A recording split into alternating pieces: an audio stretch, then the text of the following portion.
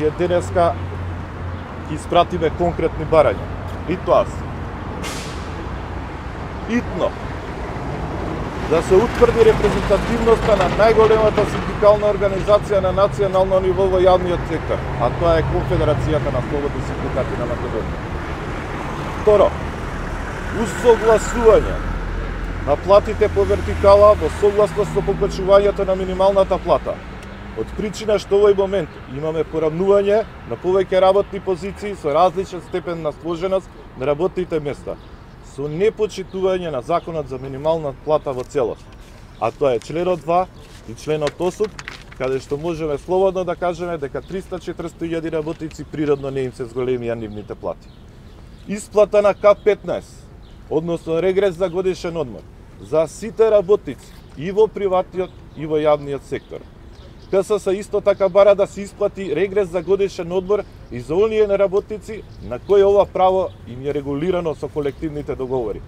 И кажуваме дека не може да се суспендира со уредби на влада или со заклучоци на влада. Да престане прогонот врз синдикалните лидери и политичкиот притисок врз синдикалното организирање. Четврто, итно формирање на солидарен фонд со кој ќе се обештетат сите работници кои го изгубија своето работно место по било кој основ за време на пандемијата, за да можат да ги сервисираат своите семејни трошоци. Многу пати кажавме да се формира тој солидарен фонд за да се обештетат работниците, но наместо тоа се формираше солидарен фонд за справување со пандемијата. И сведоци сте дека парите што беа наменети од Европска унија за Западен Балкан не ни ги доделија на нас, затоа што не знаат колку и каде сме потрошиле пари.